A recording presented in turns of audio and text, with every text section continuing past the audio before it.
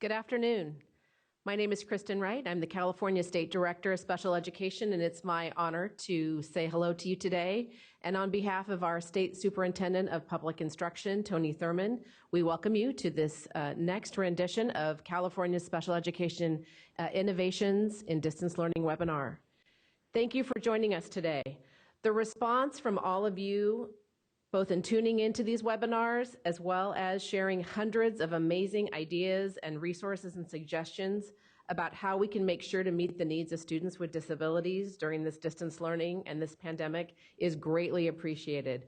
We also really appreciate everything that you are doing out there on behalf of students and families. So a big thank you to our educators, our parent educators at home, and everyone who's working towards making sure that our system and our families all stay connected. Today, we'll be talking about the critical transitions for our youngest students coming from early intervention, as well as our teenagers and young adults who are preparing for work and post-secondary plans. One thing we know doesn't stop during a pandemic is our children growing and changing and moving through their stages of learning and life.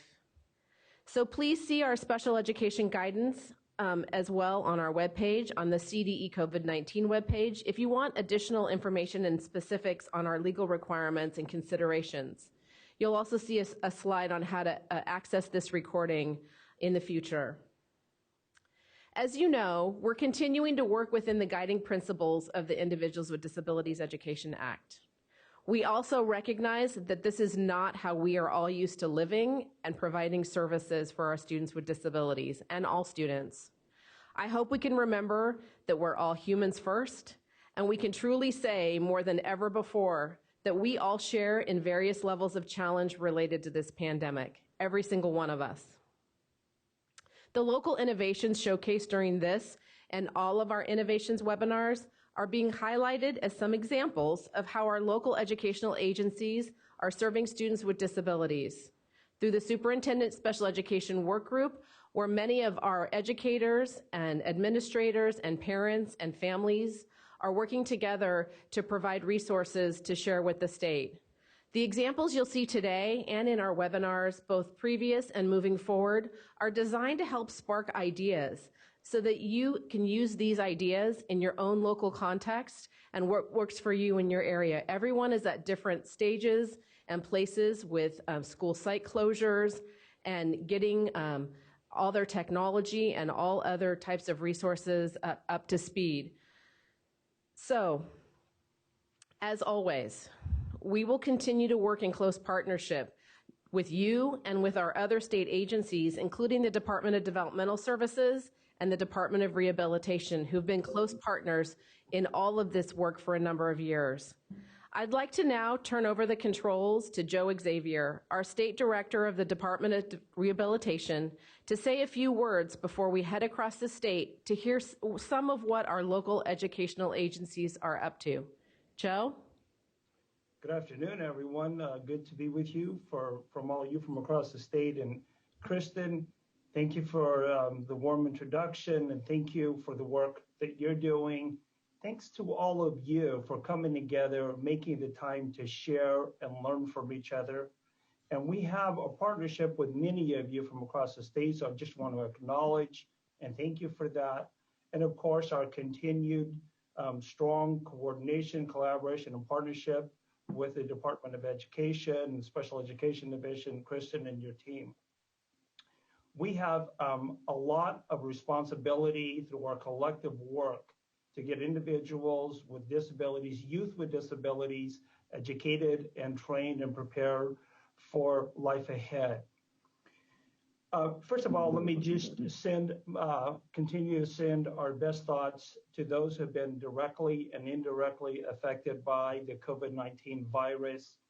We know that in a very short amount of time, we are living in a major milestone in history, and we know that this is scary and it's affecting people in very different ways. And so being kind and caring to each other, I think, is a tall order, but a very important part of the day.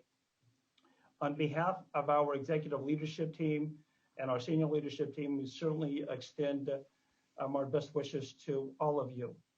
I would ask that each of you and your respective organizations continue to joining me in following the guidance of our public health so we can continue to work through this pandemic in the best way that we can. One of the questions that I'm often asked these days is, how am I feeling? How am I doing? No doubt a question familiar to each of you. And as a grandfather, a father, and a husband, I must tell you, I'm concerned, a bit fearful, frankly. As a professional, I go between the great opportunity before us to a great sense of helplessness and frankly, to some degree, loss. And I keep thinking about a conversation that I'm going to have in 20 years with a child with the most significant disability who was born today. And in that conversation, that child 20 years from now is going to say, what did you do and how did you handle those times? And how did the work that you do make the difference from what I'm experiencing today? So as we think about that, as we think about how do we transition from the response mode that we've been in to the planning that we need to continue to do, really, these times it's kind of vacillating between two worlds. One is like, oh my goodness, and the other is like, hey, we need to think and plan and strategize and move forward, right? And as long as we continue in some response mode, we have to do that. There's a need on so many different levels.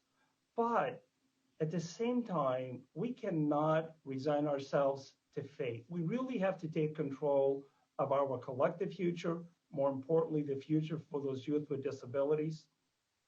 And we have to think about the medical aspects of this, the health aspects of this, the social implications, the economic implications. So there's a lot that we need to be thinking about.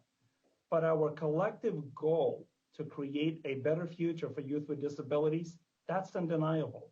And frankly, we need to stop the toleration of low expectations for youth with disabilities.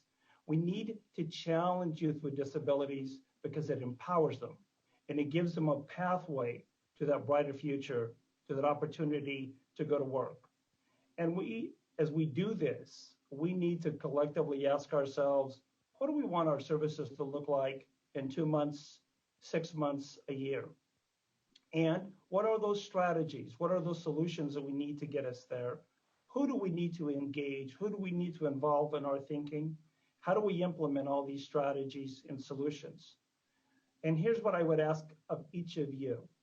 Let's collectively ensure that we're all mapping the work that we're doing so that that youth with a disability is positioned to earn a family sustaining wage. This calls for strategic thinking and keeping the quality of education and of services at the forefront because we are preparing these individuals for tomorrow's workforce. And we collectively believe in the talent and the potential of people, youth with disabilities. So normal is something that we often talk about. What did it look like in December of 2019? What does it look like today? But more importantly, what does it look like in 2021, 23, and 25? There's a sign that hangs outside my door that could not speak more truth these days. And it simply reads, normal is a setting on the washing machine. Our partnerships is not working at collaboration, it's making collaboration our work. It's not getting better in isolation, it's getting better collectively. And we cannot afford isolated impact these days. We truly need to have that collective impact that comes from the partnerships and the coordination collaborations that we have.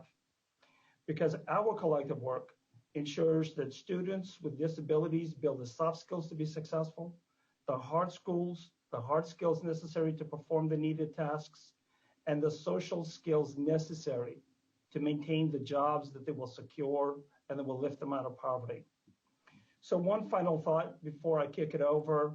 The secondary stress that we all feel, our families feel, our peers feel is real. And California Surgeon General Harris has released a couple of playbooks on how to handle these stresses. I encourage you to not only take a look at them, but to share them with your family, friends, and networks. And please join me in extending a caring hand and understanding heart to those that need it. And if you need support or a friend to lean on, reach out for that hand. Reach out for that heart that is understanding. So I'm going to stop my comments here, and Kevin, I'll kick it over to you. Thanks so much, Joe. Good afternoon. Thank you all for joining us, and thank you, Kristen and Joe, for the work you and your teams are doing at such a critical time in education across California. My name is Kevin Schaefer, Director of Program Support with the Supporting Inclusive Practices Project out of the El Dorado County Office of Education. Also with us, who you will hear from toward the end of this webinar, is Kristen Brooks, Executive Director with the Supporting Inclusive Practices Project out of the Riverside County Office of Education. We have the pleasure of introducing our presenters this afternoon. You will hear from Val Wiltsey, Monterey County SELPA Program Specialist, about the integrated secondary transition supports provided to districts within Monterey County and their pivot to distance learning environments. Next, we'll hear from Gavin Marigliani, Principal at Willenberg Career and Transition Center, and Gilbert Richards, teacher for the Center for Advanced Transition Skills program, both out of the Los Angeles Unified School District, offering practical information regarding support for transition age youth and their families in the home learning setting. And finally, we will hear from the Lodi Unified School District program specialists, Liz Zastro and Karen Hankala, along with LUSD coordinator, Denise Mangrum, who will review their collaborative journey, beginning with the LUSD Career Connections pilot, aligned preschool activities, and one district's approach to early start and Part C to Part B transition. We will start with Val. Thank you so much for being here with us. Good afternoon, and thank you, Kristen Wright, Kristen Brooks, and Kevin Schaefer for inviting Monterey County SELPA into your weekly special education updates on the delivery of education during our national health crisis. Today, I will share out how our county is working together, building capacity and improving practices in secondary transition. Next slide. The first resource link on the California Department of Education's webpage regarding secondary transition will connect you to Transition Planning, the Basics, a guide to IEP development and meeting the Individuals with Disabilities Education Act mandates, compiled by Sue Sawyer, President of California Transition Alliance, and the Alliance's mission statement is before you on the slide.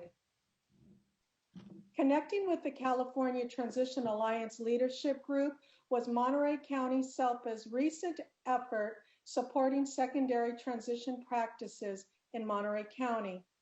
Our SELPA hosted a county-wide full-day workshop at the County Office of Education in September 2018. More than 40 teachers, administrators, school psychologists, and related service providers were in attendance from Monterey and neighboring counties. Those in attendance intently focused on the secondary transition, the basics workshop. The secondary transition, the basics training included professional development to assist transition teams to develop effective transition language in the IEP that is compliant with current legal mandates. It recognizes that transition is a process, not a document, and that this theme is the emphasis of the basics training led by the California Transition Alliance. The training covers federal and state legislation aligned with transition and the predictors of positive outcomes in employment, education, training, and independent living. Next slide. Recognizing the value of these workshops, California Transition Alliance designed the Train the Trainer program, which trained individuals who can support locally in secondary transition in counties across California. In June 2019, myself and 12 others had the privilege of being the first Train the Trainer cohort. The two-day training covered all areas of transition, including employment, education and training, independent living, compliance, guideposts for success, and employment first policies. To further disperse knowledge on secondary transition education, Monterey County SELPA developed a model based on the Train the Trainer program. Using the resources from the California Transition Alliance, we can guide and support districts through a self-assessment of their secondary transition education programs. Using site teams and evidence-based practices, districts can make incremental improvements to their programs using the supports from the secondary transition, the basics. This model includes training of all classroom staff in the areas of student support to include task analysis, reinforcement, prompting, and data collection. Next slide. Soledad Unified School District was the first to request and receive the secondary transition program support. Patrice Glover, Special Education Coordinator and Secondary Transition Lead, will speak through video about Soledad's district's experience. Next slide and video, please. Hello, my name is Patrice Glover. I'm the Soledad Unified School District's Special Education Coordinator, working with Director Nathan Moreno. Today I'll be presenting briefly a little information that accompanies the slides that you just saw before this video presentation from our Adult Transition Program. Based on Soledad Unified School District's assessment of secondary transition arena, it reflected an immediate need for our Adult Transition Program to be revamped or get a facelift. We reached out to the Monterey County SELPA for their assistance, and they so graciously agreed to support us in our efforts to revitalize our program. We started with phase 1, and this included an in-depth 2-day training from the California Transition Alliance delivered by Monterey County SELPA's Valerie Wiltz, the trainer of trainers. The team assembled included special educators from our district, as well as myself and Valerie. We built on the areas that can be further improved on, not just in the adult transition program, but across all SPED settings in our district for every student on an IEP. So with the team assembled, the intention is to build capacity throughout any transition setting within our LEA. As the admin lead in secondary transition, I'd like to briefly share my experience with Monterey SELPA. They walked us through step by step with resources brought in by the National Technical Center on Transition. Post the assessment of the program, we implemented training models outlined in the training, which included student center, planning of job exploration, post-secondary employment and education options, work-based learning experiences, and community-based experiences, which included our local emergency response teams and civil government. Workplace readiness centers were created, such as hospitality, food service, clerical, industrial, interior design, auto detail, and handmade items from our Soledad Sewing Company. Always, throughout it all, as we assist students in improving their functional and daily living skills, we always want to build on their self-advocacy skills so they can be successful upon graduation, be viable members of the community, and have job readiness skills already intact that will allow them to be happy individuals. Thank you.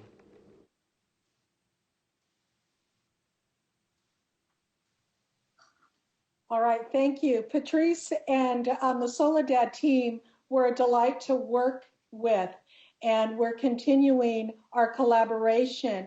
The following slides are a pictorial walkthrough of Soledad's secondary transition site team and the training. Pictured here are a few of the district's team with an in-depth review. You're on correct slide, thank you.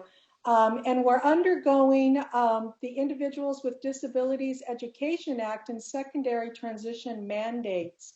Together, learning and implementing best practices and understanding the federal mandates. Next slide, please. The picture before you shows two districts coming together with a desire in improving their students' post-secondary outcomes.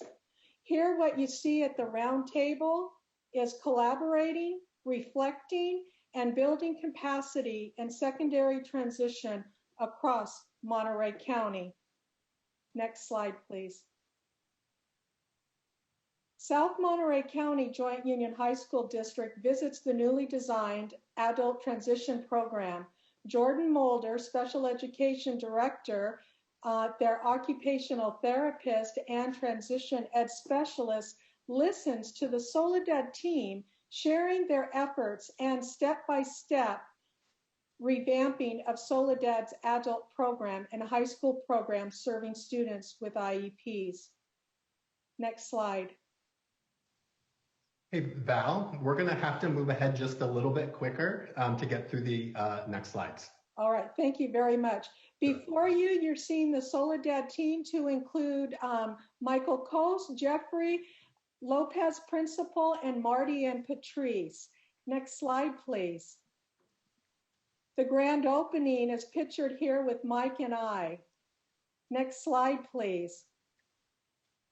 Our next slide is a video of Marty Northrup, an educational specialist, reflecting on her transition training and supports received by California. Please play the video.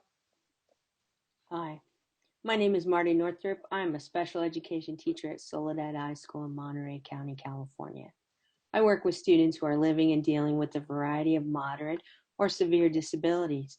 Their issues are diverse, but they all have a common need: employment. And they share a desire to hold a meaningful job, work with friends, and participate in society. We have a program in our district that helps students do just that, or at least it is on its way to becoming that.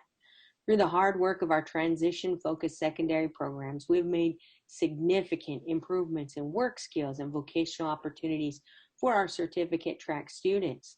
Following the California Transition Alliance training that Val Wiltsey, our local SELPA program specialist, shout out, brought to our district, the program shifted focus, targeting each student's vocational needs. During this training, I had the opportunity to reflect on what our high school program could do differently. Working with Val, we shifted the focus of our high school program to more closely reflect the person-centered approach modeled in the CATA training. We found ways we could better prepare our students for jobs and align them with their interests, abilities, and the opportunities presented locally. We started first by discovering what dream job opportunities inspired the student's passion. Once we knew what a student's dream job was, we could begin to look at it from a practical standpoint. Is this job a good fit for the student? Should the student have a job that's merely in the same arena of that? Maybe they could be an assistant for that dream job. This was the great epiphany the CATA training gave me. Our mission is to provide our students with the opportunity for dream jobs and the training for them, or dream adjacent jobs, which also brings me to how this COVID-19 shelter-in-place learning model, where we've shifted to distance learning, has helped some of my students.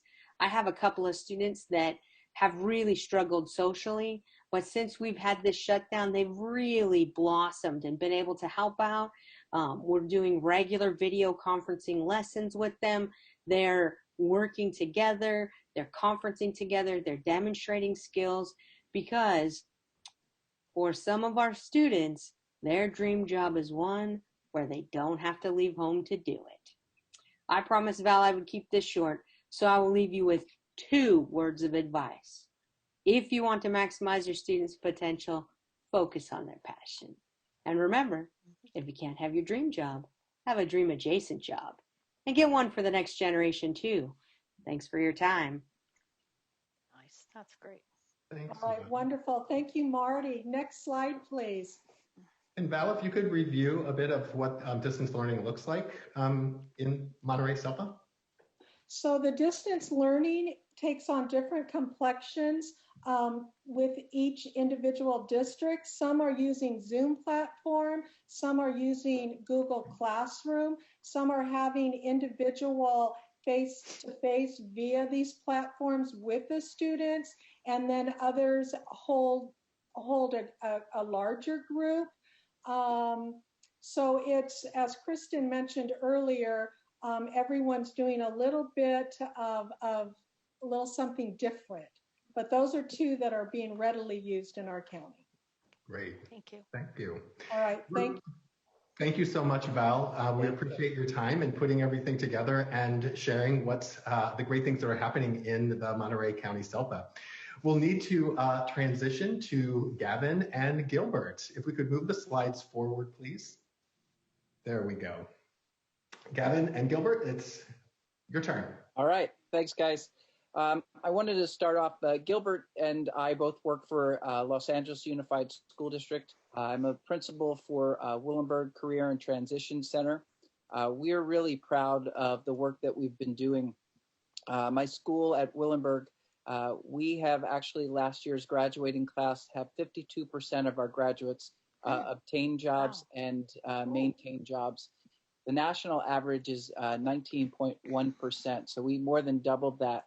And how we did that was, like Joe was saying in the beginning, is making sure that we've built the connections with the Department of Rehab, with the regional centers, and then with our local businesses. During the COVID-19 crisis, we have had to maintain a lot of those relationships. And that's a lot of the focus that we've done, is reaching out to those businesses, reaching out to the regional center and the Department of Rehab, just to make sure that we have those established relationships to continue. Next slide, please. Like many of you, I'm sure every sales rep for education and technology has reached out to you through email offering their products. It has been quite the challenge to navigate through that and see what works best for our students. But when we are looking at working with our students, we've had at our school students with severe medical needs, cognitive disabilities, as well as our young adults that are have some cognitive disabilities or are quite capable of being out in the community and gaining employment. With our students that are employed, one of the underlying questions that we were asking ourselves is, if we can't train them in culinary arts or horticulture or in our print copy center or in our graphic arts center, what are the underlying skills that our students need to be successful at work? And the two areas that we narrowed it down to was being a critical thinker and problem solver, and just having strong character. Both of those skill sets will allow our students to be great employees. Many of the businesses that we work with, they can train our students and our young adults to do the job. The issue is when a job differentiates the next day. So they have all the supplies they need on Monday, on Tuesday they're missing something.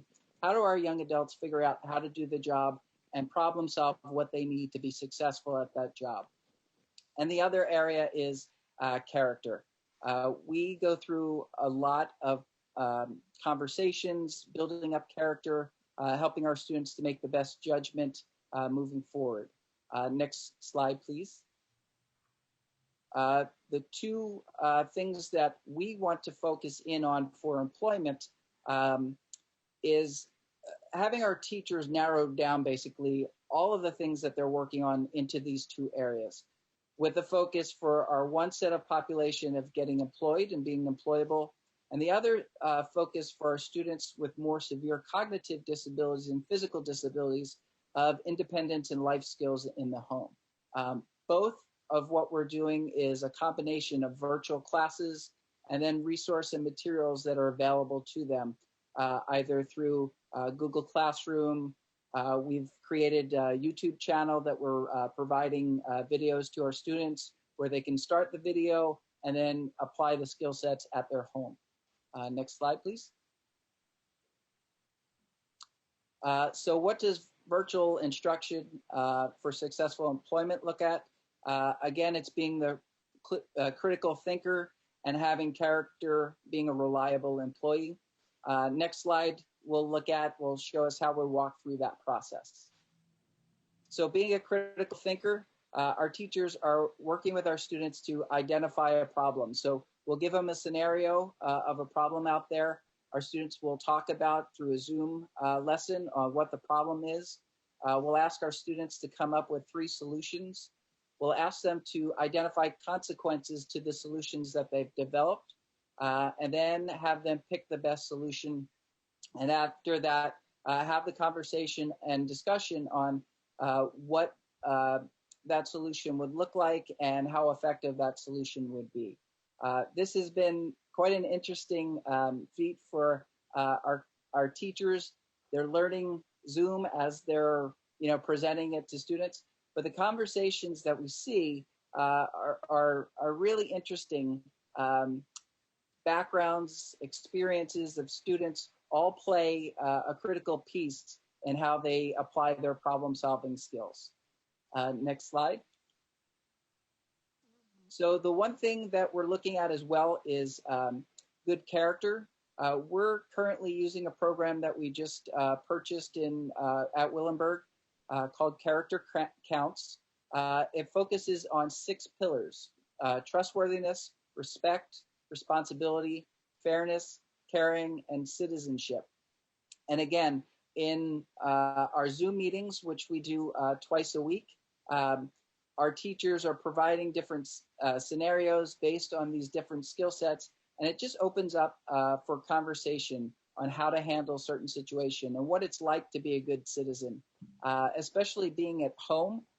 Sometimes our walls are quite close together in some of our homes, and just being a good citizen in your own home, being courteous to your family members, things like that we're looking at and talking about how they can be more productive in their home, and those skill sets will apply them in the workforce. If they're on a break, we talk to our students, if there's 3 or 4 donuts in the break room, you don't eat all 3.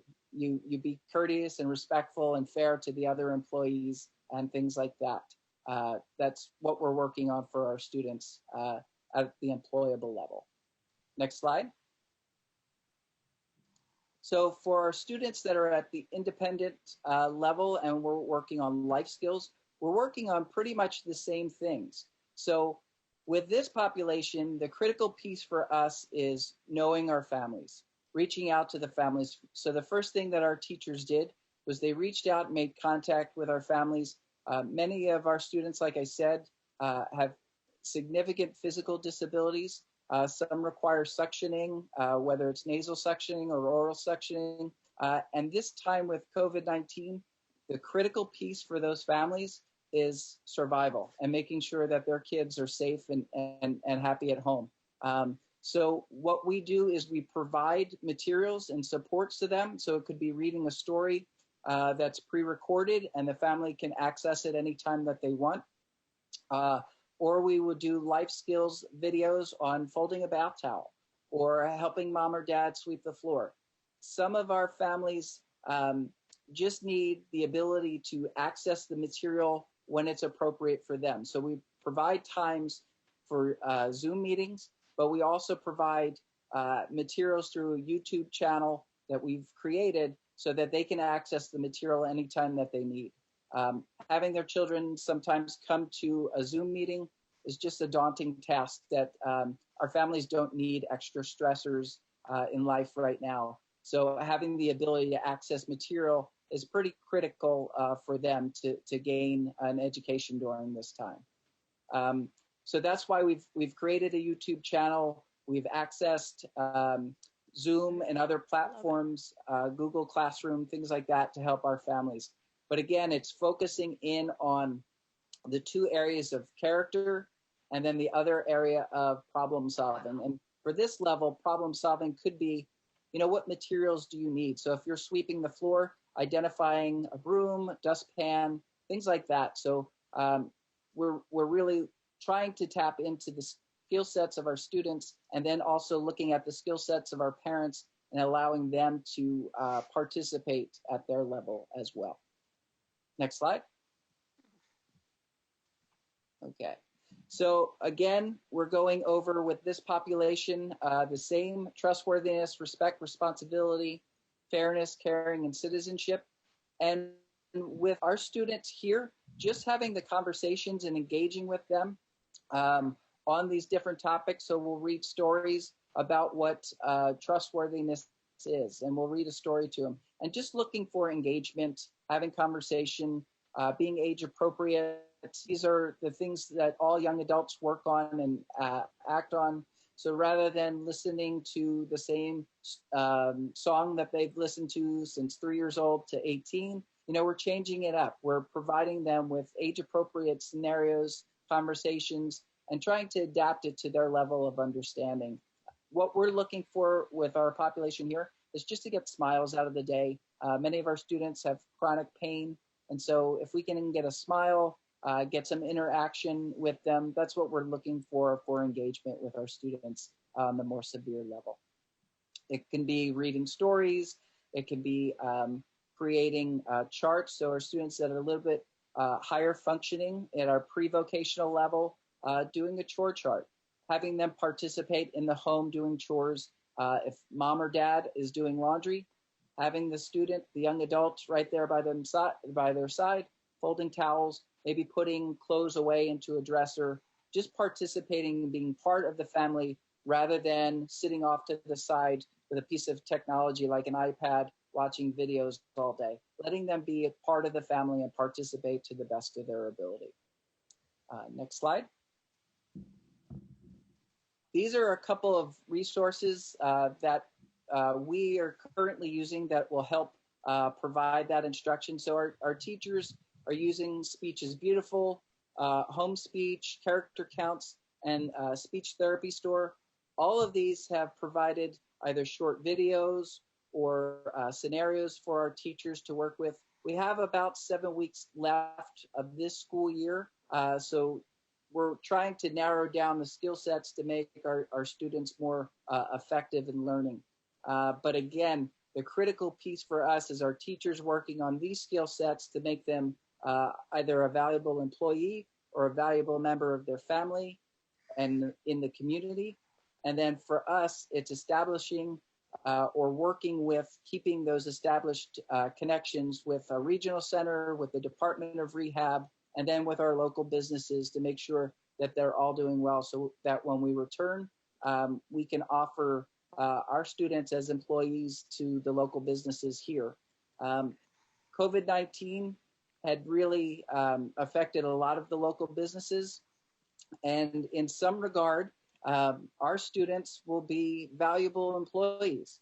Many of our students receive Social Security, and the federal government offers employers a subsidy, a tax credit for our young adults to be employed into their companies. So that's one of the strategies that we use. When we return back, many of our local businesses will be challenged to hire new people. This might be a good incentive for employers to hire our students on to do the jobs. Great, thank you, Gavin. Gilbert, do you have a few thoughts before we move to Lodi Unified School District? Yeah, I just wanted to share just very quickly that I think the key part that I am finding for my students is just 3 quick words.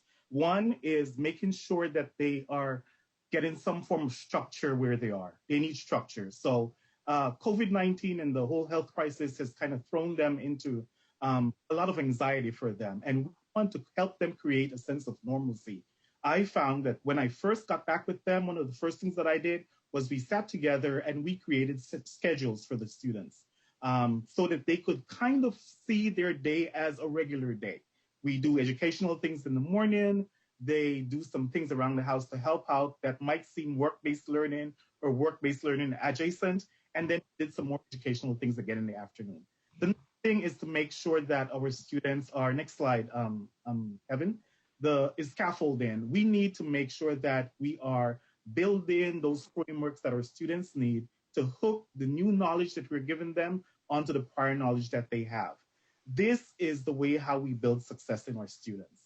You need to allow for mistakes and errors because those things will come, but we are always looking forward to how we can better support them and encourage them and making sure that they understand that their successes, that's our successes too. And the last part is flexibility.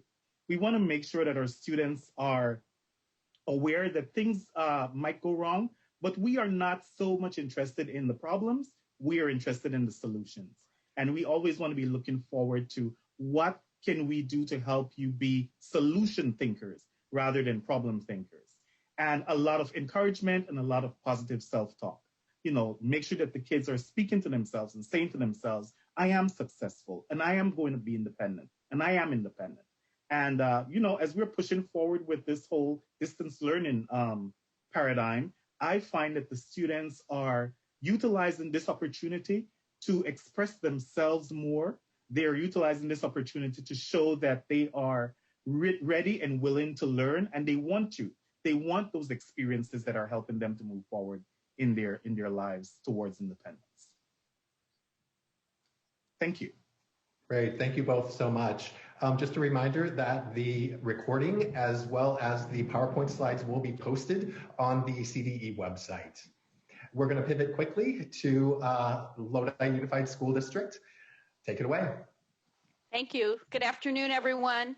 I want to thank Kevin and Kristen and Joe on behalf of Lodi Unified School District. We hope you're doing well and finding ways to stay encouraged during this transition to distance learning. You know, over the course of the last year, we realized as a district, in order to truly prepare our students as they transition out to the world of work and college opportunities and community and leisure experiences and learning to live as independently as possible, we needed to start that dialogue and discussion long before the mandated age of 16. We concluded that these discussions should begin in our district for all students at preschool, raising those expectations for all students and expanding inclusion opportunities. Next slide. So Lodi Unified was given the opportunity to explore what would we do if we could change secondary transition services in our district? What would that look like? How could we increase the number of students who graduate, go on to college or a post-secondary opportunity, or go on to make a living or a family living wage, as Joe was talking about? So after many meetings with CDE and the California Department of Rehabilitation, or DOR, we designed a program plan that we now refer to as this pilot. So on July 1st, 2018, we opened our secondary transition programs under one name. We opened as Lodi Career Connections. We use this analogy that in front of the curtain were Lodi Career Connections, and behind the curtain, we do have blended and braided funding from a variety of sources. At the time we started, we had California Promise, Workability One, Transition Partnership Program, as we know as TPP, paid internship program through our local regional center, and California Career Innovations. And you can Google all these for descriptions or feel free to email me. We designed our program on lessons learned from California Promise, the Social Security grant, and you can also Google California Promise and find these lessons. This name of Lodi Career Connections was really quickly and well received by students and family members and our district staff, and especially the businesses we work with. We moved from a funding-driven model to a student-focused model almost overnight. We were not trying to figure out if this student was a workability student or a TPP student. We were just looking at what did the student need. We serve a fairly large number of students for our area, approximately 1,100 students this year. And 650 of those students are now connected to the Department of Rehabilitation. What a great experience for our students. Next slide. So student and systems change is happening in Lodi.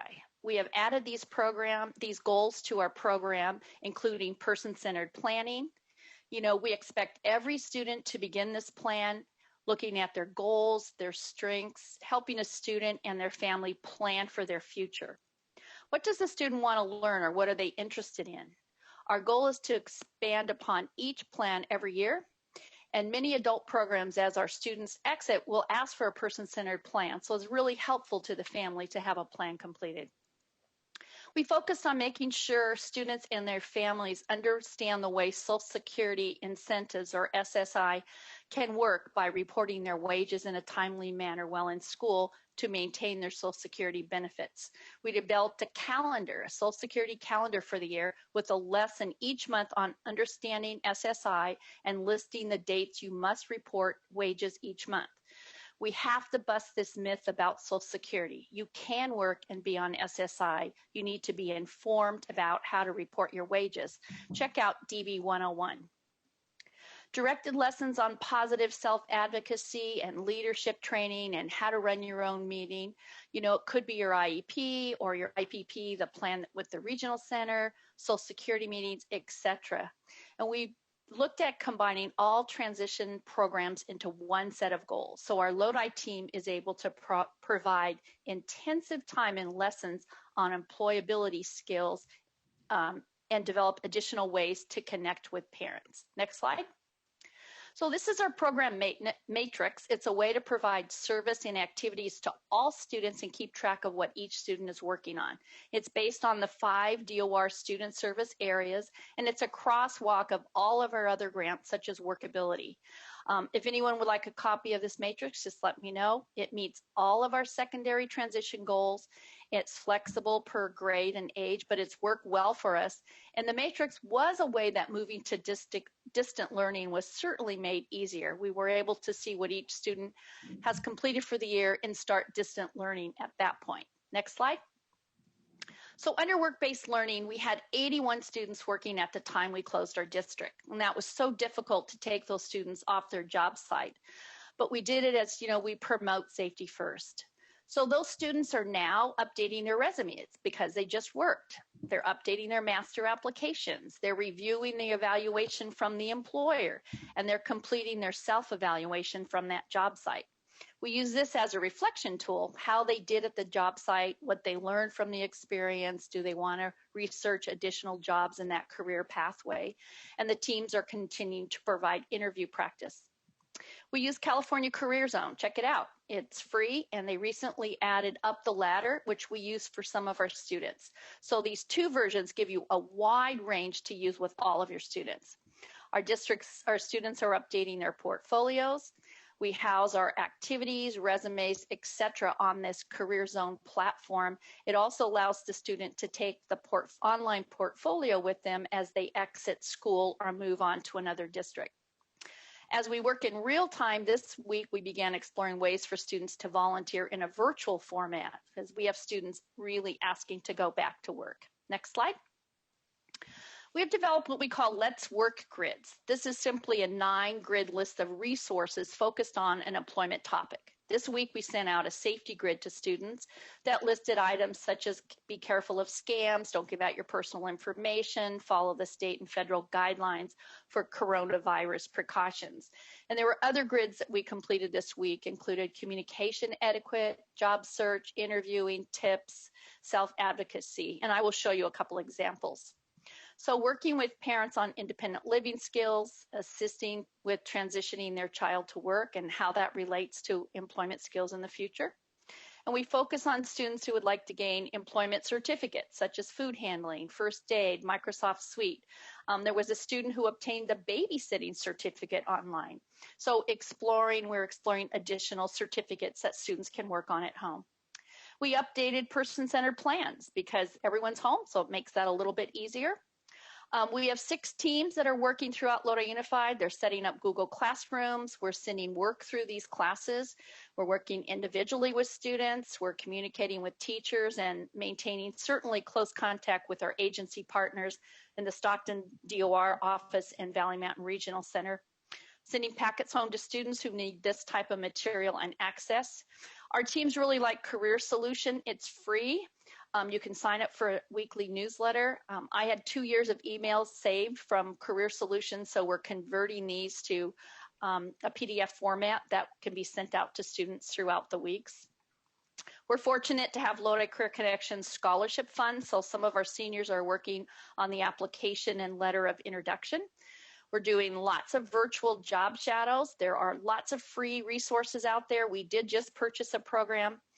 There are virtual industry tours and online college tours.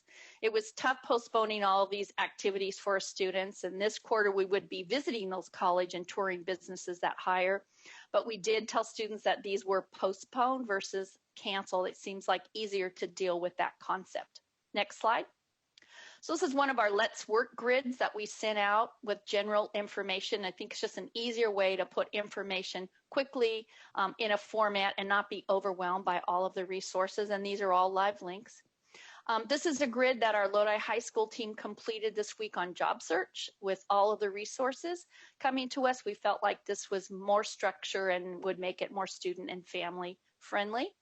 We also developed a program grid this week with every activity for all of our teams that we have sent out, who developed it and which student service it falls under so that we could really track what students are receiving. And this is what our district has been working on this year. We want to thank Solano County Office of Ed for sharing this with us and allowing us to modify for Lodi's use. You can Google Connect to Careers and find a great resource with goals and lesson plans for each grade level K-12.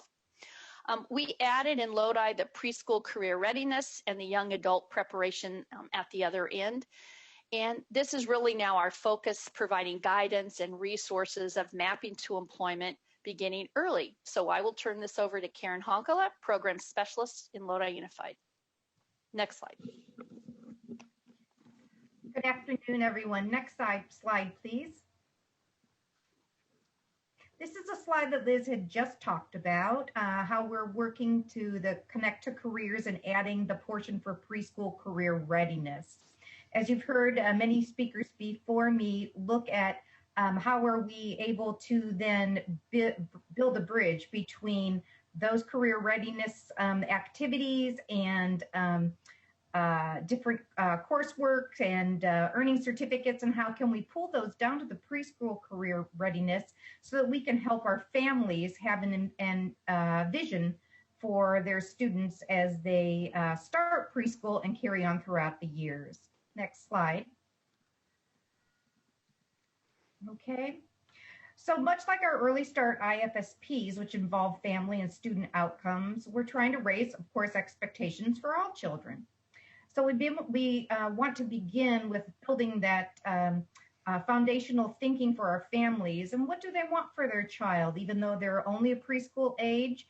It is just going to be a few short years before they go up into the transition coursework. So building inclusive opportunities for not only skill building, but also socializing, becoming a part of a community, becoming part of their classroom in which they're involved. Looking to the previous slide, the Connect to Careers, we added that mapping section so that we can take some of the activities the Connect to Careers are working on throughout their older students and seeing if we can trellis back and keep the momentum going. Next slide, please. And the next one. Here's some employability soft skills that Liz and many of the transition folks constantly refer back to. Humility and patience, problem-solving skills, leading change, leadership. All these are very, very important skills, but what will they look like for a preschool student? Next slide. If we can go ahead and we can kind of look at taking each one of those categories and then transferring them over to what a preschool would work on. So in the area of employability soft skills, we can start building different fine motor skills, sorting and cause and effect and concept and problem solving, waiting and accepting responsibility is a skill that's needed. Social skills, of course, building their ability to ask for help if they need it. All of these are what employers are going to be looking for in a good employee. Next, please. So I've kind of mapped out a few of them in the problem-solving, leadership, and listening categories. And underneath each one of those, there's different things that I help my teachers understand that they are currently doing within their classroom, but helping them look at it through a different lens. So as we're learning our listening skills, are they following direction? Can they understand environmental cues? That's helpful when you're crossing the street and you hear the little buzz or the beep that says that they can cross the street. Answering questions, maybe playing Simon Says. In the problem solving area, some cause and effect, doing some puzzles, understanding which parts go with each other. Next slide. In the communication area, critical for all students as they go into the work field is to be able to ask for help or clarification from the employer. So we're teaching our children to do the same thing within our preschool realm. Waiting, not interrupting, building their receptive and expressive language skills. In the social area, of course, that's critical as well. It looks more like play skills done in preschool. So taking turns, responding to their name, learning to wait. And then, of course, in the gross motor skills, just building their agility. Next slide. Karen, we're going to have to move quickly to Denise, but we want to make sure that everybody knows that one of our upcoming webinars, we will be focusing on infant toddlers 0 to 3. So we will give Denise some time. We may go a little bit over, but we will get there. Okay, next slide. This is simply just a preschool child-centered plan that we made out to kind of mirror the one that they're using in the older students. Next slide. And then here's some online distance supports that we have compiled. Some teachers are doing this online, Google Classroom. Others are creating packets of work and even material bins. Next slide.